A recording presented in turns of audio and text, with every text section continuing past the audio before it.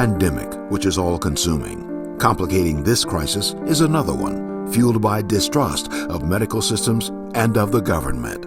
In the U.S., Black people are 4 times more likely to be hospitalized from COVID and 3 times more likely to die from it. Still, in some Black and brown communities, there is hesitancy to get the vaccine. Certainly there's a lack of trust. Dr. Lee Kirksey, vascular surgeon at Cleveland Clinic, is troubled by the lack of trust among some for the COVID vaccine.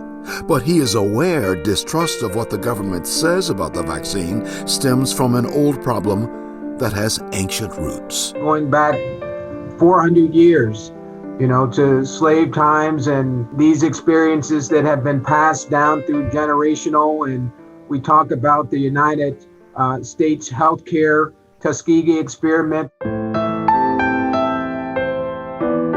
The Tuskegee syphilis experiment was a U.S. government clinical study between 1932 and 1972.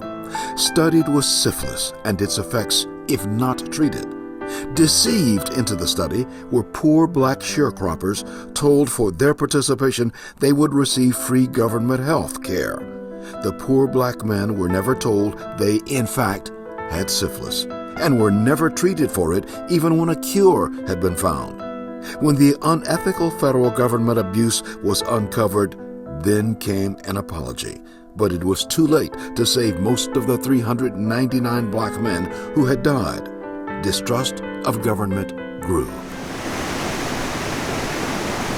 And even in more recent times, in far different areas. We think about Flint, Michigan, and the water issue and crisis that disproportionately affected Blacks and poor whites in Flint, Michigan. All this sowed seeds of distrust in government. It is the government which proclaimed the COVID vaccine as safe, but some are suspicious.